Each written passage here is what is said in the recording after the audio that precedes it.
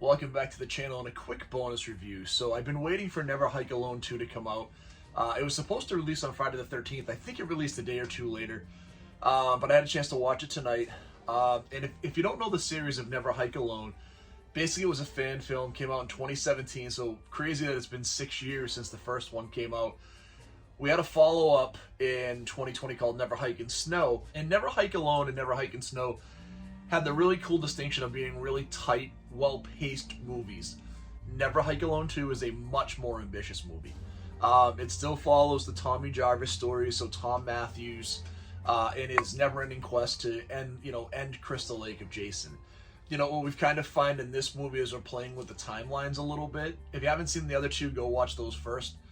There's a little bit of spoilers here, but what happens now is Never Hike in Snow took place before Never Hike Alone, and then Never Hike Alone is what's happening in this day.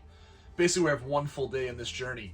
And Never Hike Alone was really this cool story about this guy Kyle, a YouTuber who does hiking videos, these adventure videos, right? Think of like Bear Grylls. And this is him discovering Camp Crystal Lake and all the crime scenes, and then Jason coming along and kind of the first story, like I said, was an hour long, but it was really tight. It was really just a story of Jason and this one survivalist in the woods, very minimalist.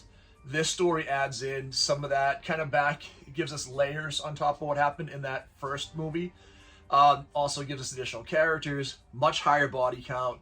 We brought back the deputy from Friday the 13th Part 6, who's been the sheriff, who doesn't believe Tommy, thinks the whole thing is made up, thinks that Tommy's been perpetrating the killings. And I will tell you right now in the movie, in the middle of the movie, there's kind of a cool piece where it does feel like they're trying to set up, is Tommy actually the psycho? Is Jason real?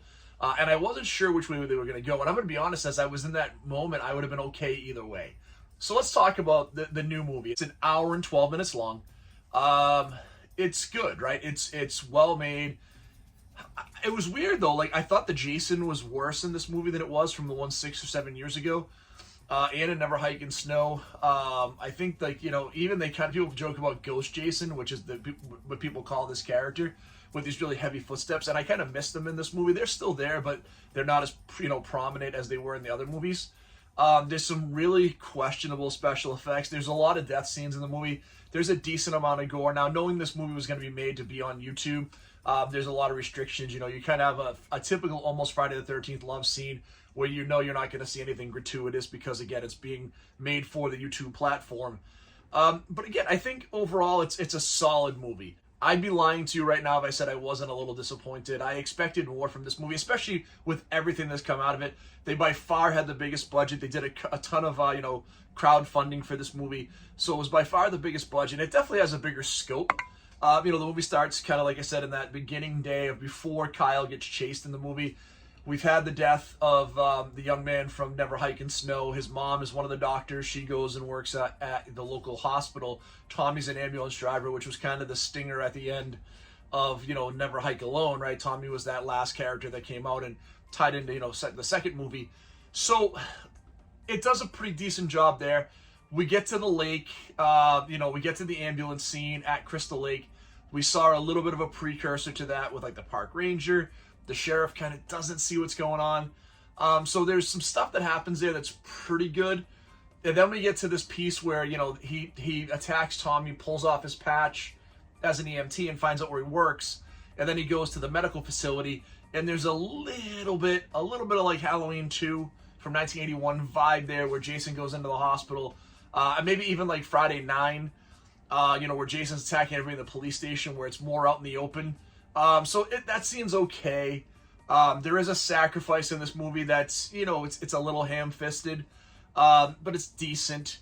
And then, like I said, you just have some questionable gore effects throughout. There's a scene where one of the deputies gets killed and they bring in a head, and it's like just an awful fake head. Same thing with like Jason's mom's head. Like, it looks like a zombie prop from Spirit Halloween, and nothing that's been doctored up at all. It just doesn't look particularly good. So as I'm thinking about the movie and I'm watching it, it wasn't terrible. If you were to ask me, and I did a review a while ago on the Friday the 13th fan films, I was very complimentary of both Never Hike Alone and Never Hike in Snow.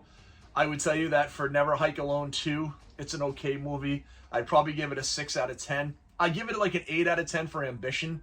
Like, I do really respect the fact that you have someone who loved the property, and you had, you know, the Friday the 13th series just kind of languishing in a lot of litigation to see who would own it. Now that we have someone that owns it, we're hoping we'll get some more content soon. So I love the fact that, you know, the fans are trying to keep it alive. But out of the fan movies that we've had recently, like especially with how good Never Hike Alone and how Never Hike in Snow was, it just felt a little long, a little lost in different points. Like I said, the special effects weren't as good. The Jason effects weren't as good. Again, not a terrible movie. If you have an hour and you've seen the first two, I would still recommend you watch it. Like I said, I'll give it a 6 out of 10. It's just not a great movie. So that's just our quick bonus review of Never Hike Alone. Thank you for checking out the channel. If you haven't done so far, please hit that like and subscribe button. And as always, stay scary.